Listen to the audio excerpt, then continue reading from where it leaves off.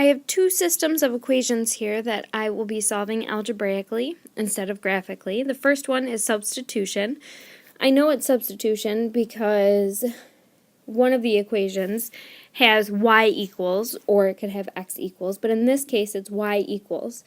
So because this equation tells me y equals 2x plus 3, the y is in isolation, I can take this information that I have, 2x plus 3, and I can insert it where the y is in the first equation. So I'm going to go ahead and do that. X plus, now normally I would write y, but I know that y equals 2x plus 3. So I'm just going to put that in there, and then bring down the rest of the first equation, which is equals 6. Now I can just solve it like I would any other equation. I'm going to combine like terms. X plus 2x is 3x. Plus 3 equals 6. I'll subtract 3 from both sides to get the x alone. Almost. 3x equals 3. And now my 3 and my x are attached, so I'm going to need to do division to get the x all by itself. So 3 divided by 3 is 1. So x equals 1. Great. Now that I know that x equals 1, and I'm going to go ahead and put that up here, x equals 1. Now that I know that x equals 1, I need to find y. Okay, and y, I can find y by taking my x value and plugging it in to any of the equations, either one. It doesn't really matter which one. So I'm just going to pick the first one because it's easy.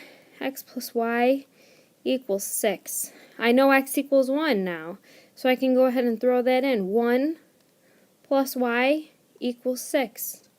Subtract 1 from both sides, y equals 5. Alright, I have my answer. X equals 1, y equals 5. The only thing that I would have left to do would be to check. And I would have to check each equation, and I would do that by plugging in both values that I found. X plus y equals 6. 1 plus 5 equals 6. 6 equals 6. Awesome.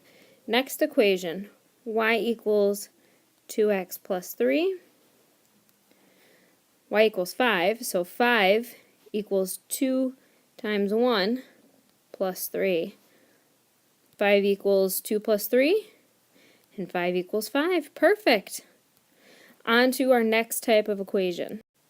Okay, for this system, I'm going to use elimination.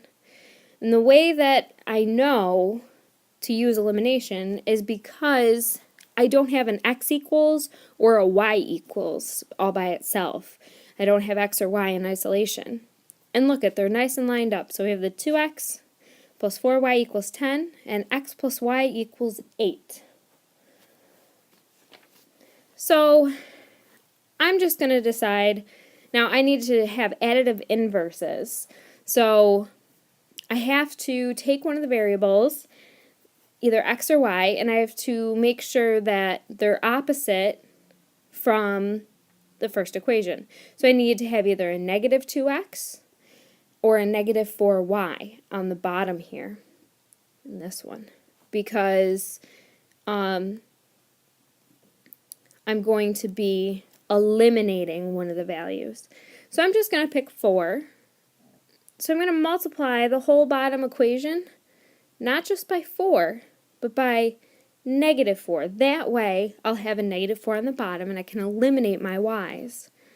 So I'm just going to bring down my first equation just so I can line them up real nice. And now I'll go ahead and multiply through. X times negative 4 is negative 4x minus 4y equals negative 32. 8 times 4 is 32. Okay, great. Now I can keep going, and I can add these together.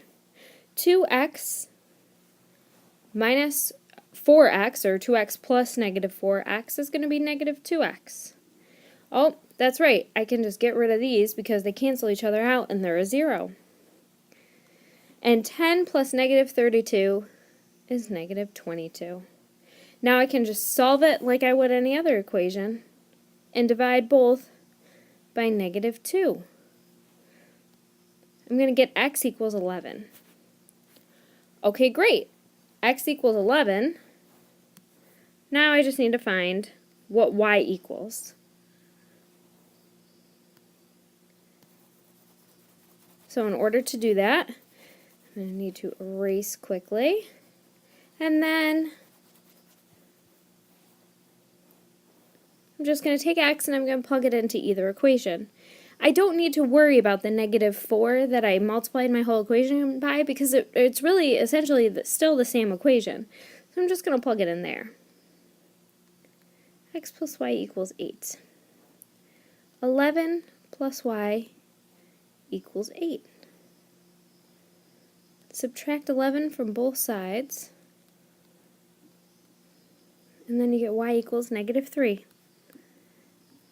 You would have to go through and check with both equations, which I did on the previous one. You're just going to take your x values and your y values and plug them in to both equations and make sure everything checks out, which it should in this case.